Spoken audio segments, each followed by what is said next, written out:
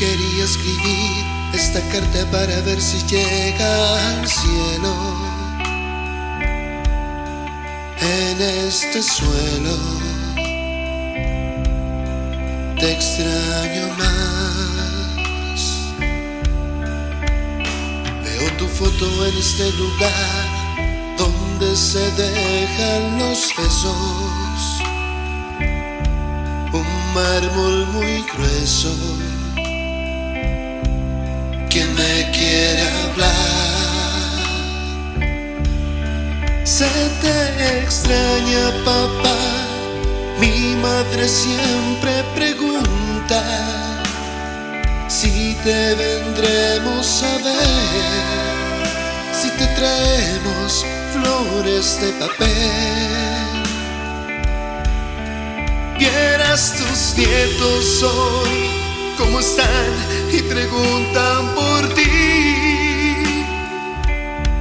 Es tan doloroso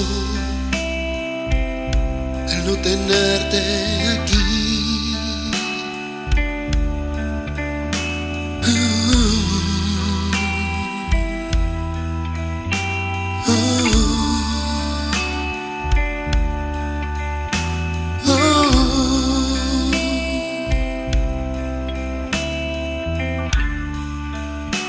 Pero te dejo claro que escuchaba todas tus palabras, todo lo que me aconsejabas era para dejar un valor. Explica tu partida, que no ves que dejaste una herida, algo que el tiempo no puede curar, porque ya no estás, papá. Te extraño cada vez más.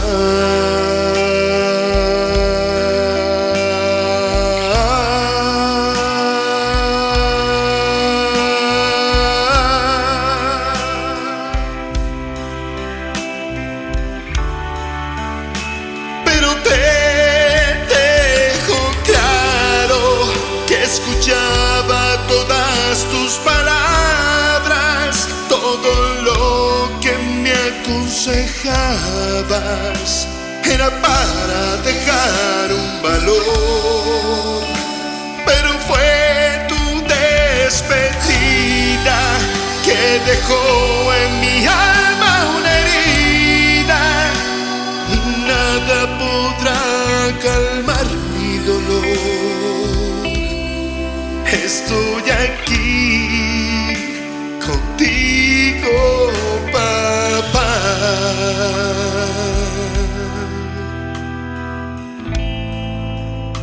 Contigo, papá.